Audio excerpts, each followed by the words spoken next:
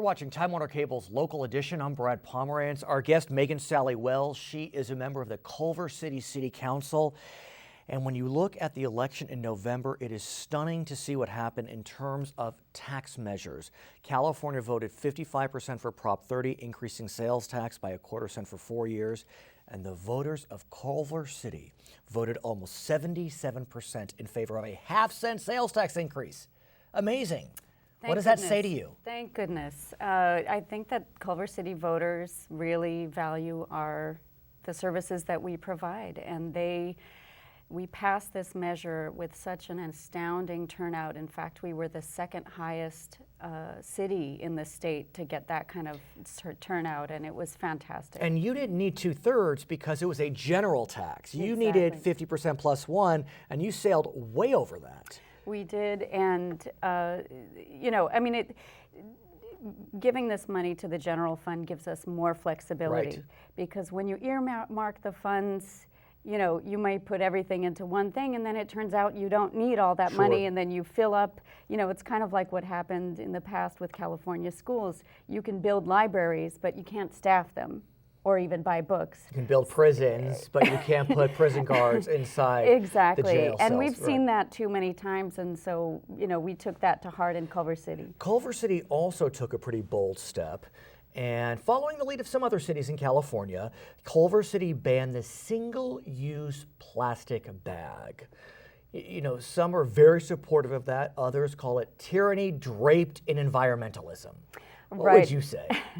Well, I think it makes economic sense, because the fact of the matter is that California is spending billions of dollars to clean up these so-called free bags. Not only that, but the cost of the bags themselves, that money comes from somewhere, and in fact that comes from the consumer. And thirdly, we have to remember that these single-use plastic bags have been around since the early to mid-1970s. That's not a lot of time in our civilization, and certainly not in America's history. We did perfectly fine before we had them, and we're going to do even better once we get rid of them. That being said, there has been a coalition that has been traveling around the state suing cities. Yes. To try to prevent the enforcement, the passage of these bans. And while they have lost, it costs money to defend litigation. Yeah, and that's one of the reasons why Culver City decided to go with the LA County model.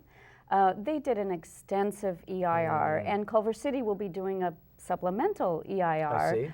But LA County really set out the framework for other cities within the county to make sure that there's thorough research, that we can completely protect ourselves. And as you pointed out, all these times that cities have been sued, the cities have prevailed. Right. So at the end of the day, the American Chemistry Association has been trying to slow down cities, but I think they realize that they're losing this battle. Ironically, the California Grocers Association has endorsed many proposals. I'm not sure if it endorsed Culver City's, but I know in other cities they have. They did indeed. They came out in support, and not only is it a ban of single-use plastic bags, but it's also to make sure that we put a 10-cent fee on paper bags. Right. Because if we just encouraged people to use paper, we'd be solving the problem maybe just halfway, but not completely. So the idea is to get people to use reusables. In our final moments, do we need a statewide solution, though, on this issue? Of course we do. And the California Grocers Association has been pushing for this. It makes sense. You don't want a patchwork of laws. Okay. Her name is Meghan Sahli-Wells. She's a Culver City Councilwoman. I'm Brad Pomerance. We thank you for watching Time Warner Cable's Local Edition.